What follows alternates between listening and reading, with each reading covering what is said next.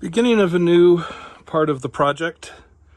Having completed the outside of my camper for the rust, I now need to deal with the inside mess from that. I have to get this rotten carpet out. I have to straighten out all this electrical stuff. I have to fix the plumbing at the back. The water pump didn't work, which I've taken out. And then I need to build a new bunk and some cabinets. So that's the next part of the project. Before I can take the carpet out, I need to cut the bottom part of that back wall out because they, as I mentioned in earlier videos, they put carpet underneath the bracing. So I'm going to cut these out so that I can pull the carpet out, and then later I'll have to rebuild this part of the brace. Just stupid the way they did the carpet in this, but I've already said that.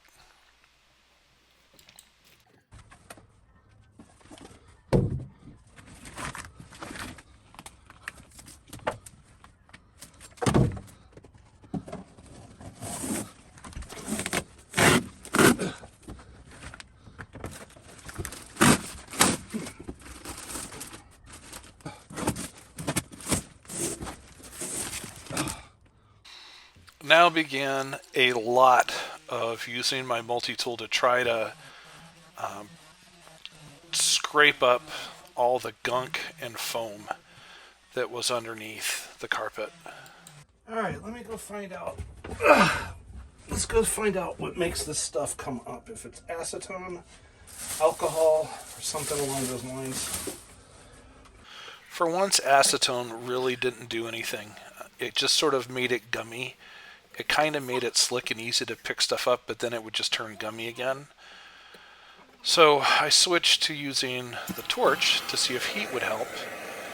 And that kind of worked a little, but I didn't really want to burn down my camper.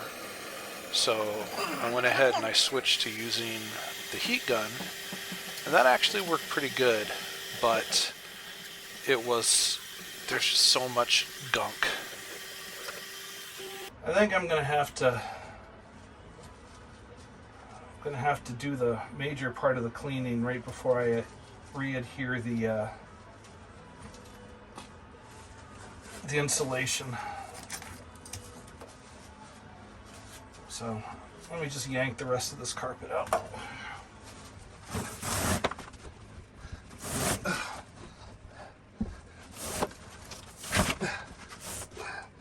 See, I wondered about that. They've got wood down in between the beads.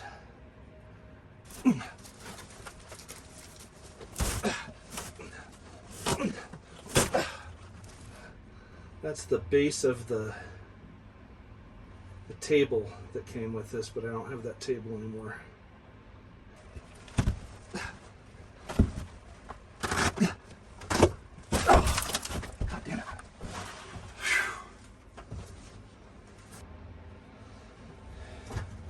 I think I'm going to hold off on any further cleaning until I get the insulation to put down, because every time I pull this stuff up, the floor is so sticky, just dirt and shit's going to stick to it. So I'm going to go order some firewall insulation to put down on top of the metal. Then I'll come clean this stuff off and then put insulation down on each section as I clean it. I am already feeling much better about this whole project. As you can see, I've laid down the first part of the adhesive insulation mat, and just the cleanness of it makes me feel more optimistic about this project. There's, the clutter, the nastiness of the carpet, the partial foam, the tangles of wires, all of that is really like mentally overwhelming. but making even just little bits of progress, like putting down a new, insulation mat that makes the floor look cleaner, it makes it feel much more manageable. So today I am going to prepare to finish fixing the plumbing. As you can see, little bits of the plumbing sticking out there. I had to disconnect it to get the water tank out and to fix the pump, which wasn't really broken, but it just wasn't primed enough. But that wood structure there is for holding my hot water tank. I'm going to take that out, and I'm going to put some of this extra insulation pieces that I have underneath that and back in the corner, just to clean it up and do some sound and noise deadening on it. And while that piece of wood is out of there, it'll be easier for me to get to the fittings on the plumbing so that I can install new valves, because that valve under there, you can't quite see it, but it's leaking. And then I can put the pump back on its pedestal, which is right over there, and hook it up and get it ready to connect to the water tank. So that's what I'm doing today, is working on plumbing. I had to order some more insulation, so I will do the plumbing while I wait for that to arrive. Once the plumbing is done, then it's the electrical stuff, which is a whole nother mess of just overwhelmingness. But we'll get to that little by little. So I'm taking out the stand for my hot water heater. The hot water heater was replaced. The original ones tend to leak. The original ones were hooked up to that coolant line, which actually runs to the radiator, and it would also keep the water hot while you drove, but that is not in place anymore, so it just loops back. But I started, just putting the little bits of firewall insulation back in the corners, back underneath. It doesn't really do a whole lot, but it made it look a lot cleaner, and I really liked it, so that's what I did. Interestingly enough, the stand for the hot water heater had some sharp edges, and I'm about to cut myself on it. Enjoy that.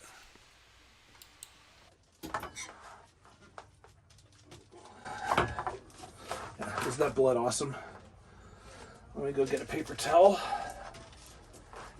and a tool to grind those down. The usual culprit for unsharpening metal is my now trusty right angle grinder. Love that thing.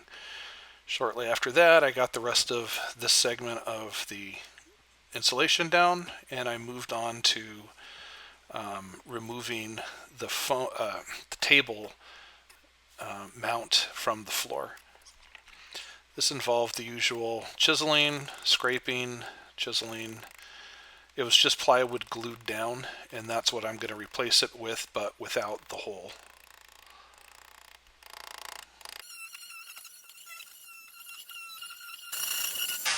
I know I've said this in other videos, but since nobody ever watches my videos, and you're not going to watch this time unless you are, this tool is awesome. Love this tool. And I continued to use my favorite tool. Did a bit of scraping here, bit of scraping there, bit of scraping there, back over in the corner, did some scraping over there, did a bit across the front, just a lot of scraping. Okay.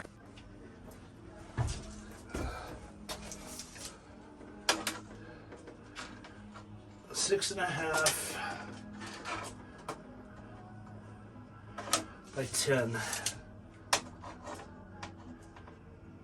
6 by 10 ought to do it.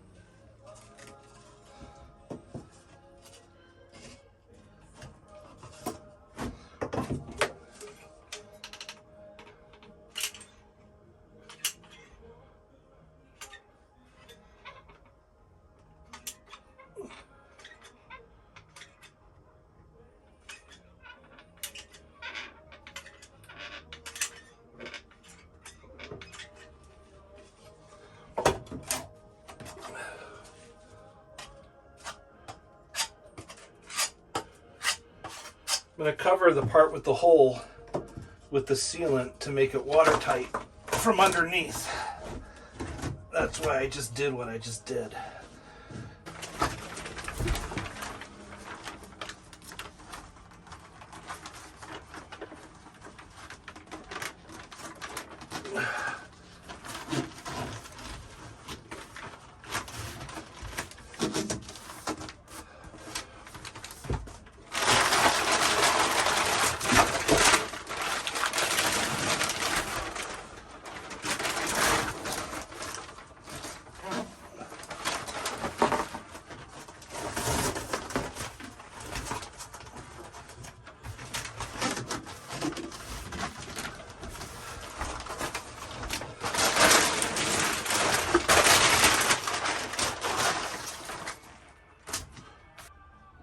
I like it.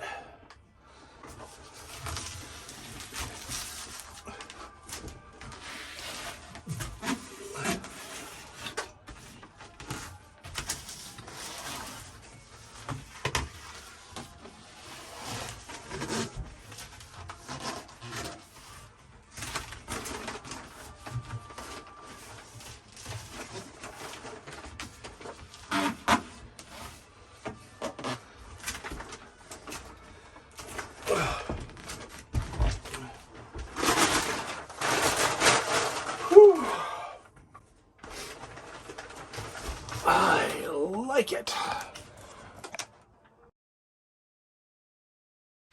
And so the floor is covered, and it's time to move on to plumbing.